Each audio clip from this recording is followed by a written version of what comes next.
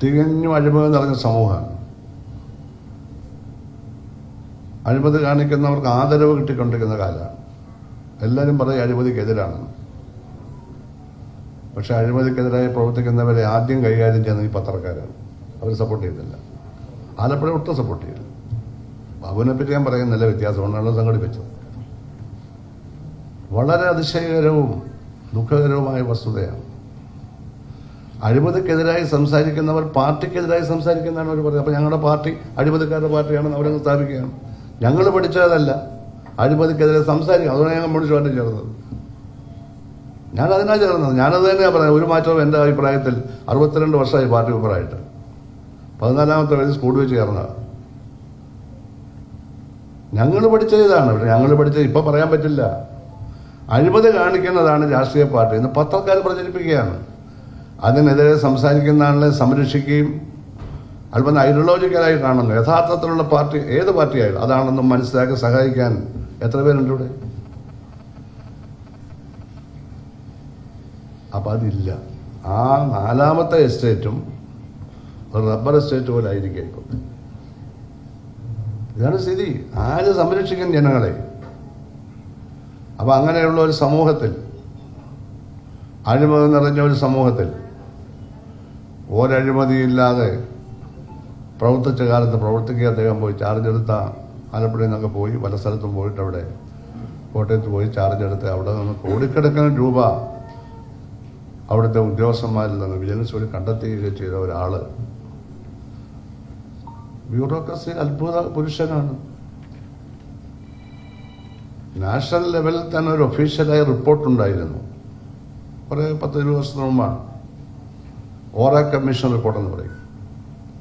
ഓറ എന്താ CBIയിൽ അവിടുത്തെ ഒരു പോലീസ് ഓഫീസറായിരുന്നാണ് ഞാൻ മനസ്സിലാക്കുന്നത്. ആ റിപ്പോർട്ടിൽ ഇന്ത്യയിൽ പൊതുഖജനാവിൽ നിന്നും, ഇന്ത്യയിൽ കേന്ദ്രം മാത്രമല്ല സംസ്ഥാനങ്ങളിലടക്കം, ജനങ്ങളുടെ വികസനത്തിന് വേണ്ടി ചെലവഴിക്കുന്ന പണത്തിൻ്റെ ഭൂരിഭാഗവും അഴിമതിക്കാരുടെ കൈകളിലെത്തുന്നു.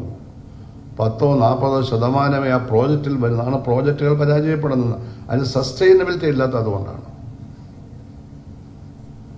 ഇപ്പോൾ റോഡ് കേരളത്തിൽ പണിഞ്ഞാൽ 6-ാം മാസം പൊളിയുമായിരുന്നു. എല്ലാവർക്കും അറിയാമല്ലോ. ഇപ്പം 7 വർഷമായിട്ട് റോഡ് കിടക്കാണ്. അന്ന് മിനിസ്റ്ററായിരിക്കാൻ എനിക്കൊരു ഭാഗ്യം കിട്ടി എന്നേ ഞാൻ പറയുന്നുള്ളൂ. സംഭവിച്ചു പോയി. ഇനി സംഭവിക്കാൻ സാധ്യതയില്ല. അവൻ ആദ്യമായിട്ട് പണിഞ്ഞ റോഡാണ് അമ്പലപ്പുഴ തിരുവല്ല സ്റ്റേറ്റ് ഹൈവേ. 1917 പണിഞ്ഞു. വർഷം എത്ര? 8. വാട്ടർ അതോറിറ്റി വെട്ടിപ്പൊളിച്ചത് ഒഴിച്ചാൽ എവിടെയെങ്കിലും ഒരു സ്ക്രാച്ച് ഉണ്ടോ റോഡിൽ? ഇപ്പോഴും ഇല്ല. അപ്പം അങ്ങനെ റോഡ് പണിയാം. അതിന് ടാറും കോൺക്രീറ്റും മര്യാദയ്ക്ക് അങ്ങ് ചേർത്താൽ മതി. അതിൽ നിന്ന് അടിച്ചെടുക്കാതിരുന്നാൽ മതി. അങ്ങനെ അടിച്ചെടുക്കുന്നവരെ പറ്റിയാണ് ഓറ കമ്മീഷൻ. കറപ്റ്റ് എഞ്ചിനീയേഴ്സ്, അതായത് corrupt bureaucracy, corrupt politicians and profit mongering contractors. ഇവർ മൂന്നും കൂടെ ചേരുന്ന ഒരു നെക്സസ് ആണ്, അവിശുദ്ധ ബന്ധമാണ് ഇന്ത്യ രാജ്യത്തെ പദ്ധതികളെ നിയന്ത്രിക്കുന്നത്. ഇതാണ് അവർ പറഞ്ഞത്. ഇത് പാർലമെന്റിലൊക്കെ ചർച്ച ചെയ്ത സത്യമായിട്ട് ഇപ്പോഴും നിൽക്കരുത്. അതെവിടെ നിങ്ങൾ നിയന്ത്രിക്കുന്ന അവിടെ പ്രശ്നം ഉണ്ടാവില്ല. ദേശീയപാതയിൽ ജർമ്മൻ മെഷീൻ കൊണ്ടുവന്ന് ഞങ്ങൾ പണിഞ്ഞു. പാതിരാപ്പള്ളി മുതൽ പുറക്കാട് വരെ. ജർമ്മനിലൊക്കെ ഉള്ളതാണ്. പക്ഷെ ഇവിടെ ആദ്യമാണ്. കാണാൻ തന്നെ എന്തൊരു ആൾക്കൂട്ടായിരുന്നു. റോഡ് പൊളിക്കുക, ആ മെറ്റീരിയലും അധികമായി ചേർക്കുന്ന കുറച്ച് കോൺക്രീറ്റും അതുപോലെ കുറച്ച് സിമെന്റും അല്ലെങ്കിൽ ടാറും എല്ലാം ചേർത്തിട്ട് റോഡ് പണിഞ്ഞങ്ങ് പൂർത്തിയാവും. റോഡ് പൊളിക്കുന്നതും പണിയുന്ന ഒരേ മെഷീനാണ്. കാണാൻ തന്നെ എന്തൊരു ഭംഗിയാണ്. മണിക്കൂറിനുള്ളിൽ റോഡ് പൊളിച്ച് റോഡ് പണിഞ്ഞിട്ടതാണ്. ഇത്രയും സ്ഥലത്താണ് ചെയ്തത്. പിന്നെ ഇതിവിടെ ചെയ്തിട്ടില്ല. മെഷീൻ ഇവിടെയുണ്ട് ഇപ്പോഴും. കഴിഞ്ഞ ഗവൺമെന്റ് ലാസ്റ്റ് പീരീഡിലാണ് ഈ ആലപ്പുഴ ടൗണിൽ മാത്രം കേരളത്തിൽ 12 കിലോമീറ്റർ വൈറ്റ് ടോപ്പിംഗ് എന്നൊരു സാങ്കേതിക വിദ്യ പ്രയോഗിച്ചിട്ടുണ്ട്. ജനറൽ ഹോസ്പിറ്റൽ മുതൽ കടപ്പണം വരെ കാണാം. പല സ്ഥലത്തും കാണാം. 12 കിലോമീറ്ററേ ഉള്ളൂ. വെസ്റ്റ് റോഡിന്റെ പുറകിൽ കൂടി കാണാം. 30 വർഷം ആ റോഡ് കിടക്കുമെന്നാണ്. ബാംഗ്ലൂർ സിറ്റിയിൽ 900 കിലോമീറ്റർ, അന്ന് അവിടെ 9,000 കോടി രൂപ. 1 കിലോമീറ്ററിന് 10 കോടി ചെലവഴിക്കണം. അവിടെ ചെയ്ത ഞാൻ നേരിട്ട് കണ്ട് അതിനുശേഷം അവിടുത്തെ എഞ്ചിനീയർമാരെ വിളിച്ചു വരുത്തിയാണ് ഈ ആലപ്പുഴ ചെയ്തത് 12 കിലോമീറ്റർ 60 കോടി രൂപ. കാരണം ഇവിടെ 12 മീറ്ററേ ഉള്ളൂ വീതി, അവിടെ 24 മീറ്റർ, അതുകൊണ്ട് ഇവിടെ 5 കോടി വേണം. ഇപ്പോൾ 3-4 വർഷമായി, സ്ക്രാച്ചൊന്നും വീണിട്ടില്ല. അതൊക്കെ പുതിയ ടെക്നോളജികളാണ്, ലോകത്തെല്ലാം ഉള്ളതാണ്, ഇവിടെ ഇല്ലായിരുന്നു. അതുകൊണ്ട് പിന്നെ അത് ചെയ്തിട്ടുമില്ല. അങ്ങനെ നമുക്ക് ഒരുപാട് മാറ്റങ്ങൾ വരുത്താൻ കഴിയും ഏതൊരാളിനും.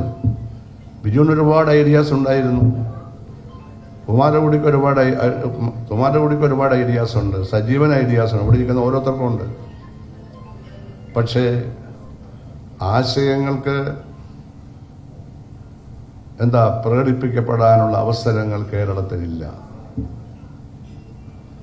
പുതിയ ആശയങ്ങൾ പ്രകടിപ്പിക്കുന്നവരെ കൈകാര്യം ചെയ്തുകൊണ്ടിരിക്കുകയാണ്. അതിന് വെറും മോറിബണ്ടായുള്ള, വെറും ചീഞ്ഞളിഞ്ഞ, പുരോഗതിയില്ലാത്ത, പുതുമയില്ലാത്ത കാര്യങ്ങൾ ചുറ്റുപാടും കാണുമ്പോൾ പുതിയ തലമുറയ്ക്ക് അതിൽ താല്പര്യം ഉണ്ടാവില്ല. അവർക്ക് പുതിയത് കാണണം, അവരങ്ങനെ ചിന്തിക്കുന്നുണ്ട്. അപ്പൊ പുതിയ ആശയങ്ങൾ വിടണമെങ്കിൽ മാത്രമേ ഇതുവരെ ഉണ്ടായിരുന്ന ആശയലോകം വളരുകയുള്ളൂ. ഇതൊരു ഫിലോസഫിയാണ്. രാഷ്ട്രീയക്കാർ മനസ്സിലാക്കിയിരിക്കേണ്ട ഫിലോസഫി ഞാൻ പറയാം. ഞങ്ങളൊക്കെ ഇത് പഠിച്ചിട്ടാ രാഷ്ട്രീയത്തിൽ വന്നത്. രാഷ്ട്രീയക്കാരല്ലാത്തവർ ഇത് പഠിച്ചേ പറ്റൂ. കോൺഫ്ലിക്റ്റ് നടക്കുകയാണ്. ജീവനുള്ളിടത്താണ് കോൺഫ്ലിക്റ്റ്. ആശയങ്ങൾ തമ്മിലുമുണ്ട് കോൺഫ്ലിക്റ്റ്. അതല്ലേ മുതലാളിത്തവും സോഷ്യലിസവും തമ്മിൽ കോൺഫ്ലിക്റ്റ് നടക്കുന്നില്ലേ? സാമ്രാജ്യത്വവും ജനാധിപത്യവും തമ്മിൽ കോൺഫ്ലിക്റ്റ് ഇല്ലേ? ഫാസിസവും ജനാധിപത്യവും കോൺഫ്ലിക്റ്റ് അല്ലേ? അതല്ലേ? ആ കോൺഫ്ലിക്റ്റ് ആശയപരമായിട്ട് നടന്നാലേ ഭൗതികമായിട്ട് പരിവർത്തനം ചെയ്യപ്പെടാൻ പറ്റൂ. അപ്പൊ പുതിയ ആശയങ്ങൾ തമ്മിൽ ഏറ്റുമുട്ടുമ്പോൾ പുതിയ ആശയങ്ങൾ ഉണ്ടാവുമെന്നാണ്. അപ്പോൾ പിന്നെയും ഏറ്റുമുട്ടും, പിന്നെയും ആശയങ്ങൾ ഉണ്ടാവും. അങ്ങനെ ഭൗതിക പ്രപഞ്ചം വളരുന്ന പോലെ തന്നെ ആശയപ്രപഞ്ചവും വളർന്നുകൊണ്ടേയിരിക്കുകയാണ്. ഇത് തമ്മിൽ കോൺഫ്ലിക്റ്റുമുണ്ട്, തമ്മിൽ സമരസപ്പെടുകയും ചെയ്യും. ഐക്യവും സമരവും എന്നാണ് അതിന് പറയുന്ന ഫിലോസഫി. ഇത് മനസ്സിലാക്കിയിരിക്കണം. നമുക്കെല്ലാം ഫിലോസോഫിക്കലായുള്ള എൻറ്റിറ്റി ഉണ്ട്, നിലനിൽപ്പുണ്ട്, നമ്മളറിയുന്നില്ല. അതിനെ ആധികാരികമായൊരു ഫിലോസഫിയാക്കി വളർത്തുകയാണ് വലിയ വലിയ ഫിലോസഫേഴ്സൊക്കെ ചെയ്തത്. നമ്മളതൊക്കെയാണ് പഠിക്കുന്നത്. അത് ദൈനംദിന ജീവിതത്തിലും സാമൂഹിക ജീവിതത്തിലും രാഷ്ട്രീയത്തിൽ പ്രത്യേകിച്ച് ഇൻകൾക്കേറ്റ് ചെയ്യണം. അത് EMS ഉണ്ടായിരുന്നു, നെഹ്റുവിനുണ്ടായിരുന്നു, ഇതൊക്കെ ഉണ്ടായിരുന്നു നല്ല തരത്തിലത്. അതുകൊണ്ട് അവരൊക്കെ ഇന്ന് ഓർമ്മിക്കപ്പെടുന്നു. അപ്പോൾ പുതിയ ആശയങ്ങളെ സ്വീകരിക്കുമോ? പുതിയ ആശയങ്ങൾ കൊണ്ടുവരുന്നവനെ കല്ലെറിഞ്ഞു കൊല്ലാൻ പണ്ടും ചെയ്തിട്ടുണ്ട്. പക്ഷെ അതുപോലെ അത്രയും അങ്ങനെ ബാർബേറിയസ് ആയിട്ട് ചെയ്യാനൊക്കത്തില്ല. ഇപ്പോൾ യേശുവിനെ ക്രൂശിച്ചവിടെ നിപ്പാലും ക്രൂശിക്കാനും നോക്കത്തില്ല. ഇങ്ങനെയുള്ള സമൂഹത്തിലാണ് നാം ജീവിക്കുന്നത്. അപ്പോൾ അറിവുള്ളവർ അറിവ് പ്രകടിപ്പിക്കുകയും അറിവിനെ പ്രോത്സാഹിപ്പിക്കുകയും ചെയ്യണം.